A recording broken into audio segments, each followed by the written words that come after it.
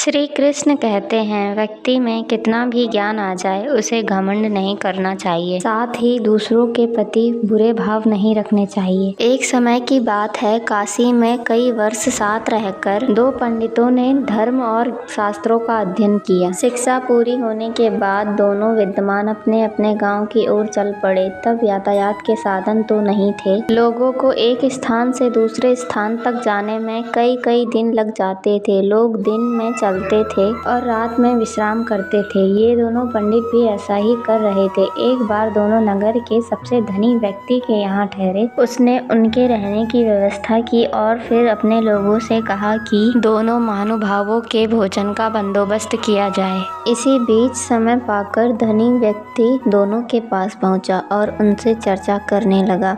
धनी व्यक्ति अनुभवी था। वह जान गया था कि दोनों पंडितों में बहुत ज़्यादा घमंड है। साथ ही दोनों एक दूसरे को मूर्ख समझते हैं। उन्होंने दोनों से अलग अलग बात करके एक दूसरे के बारे में भी पूछा।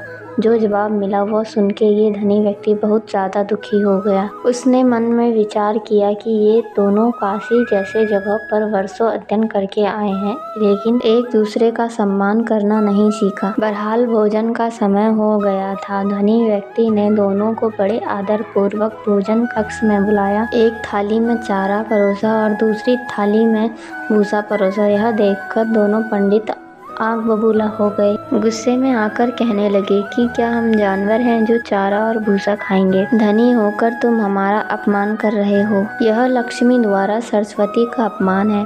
इस पर उन्होंने बड़े ही शांति से जवाब दिया। एक को थाली में चारा और दूसरे को भूसा परोसा गया। इसमें मेरा कोई कसूर नहीं है। जब मैंने आपसे एक दूसरे के बारे में पूछा था तो उसने कहा था कि वह तो बैल है। वहीं दूसरे से पहले के बारे में पूछा था तो उसने कहा कि वह तो गधा है।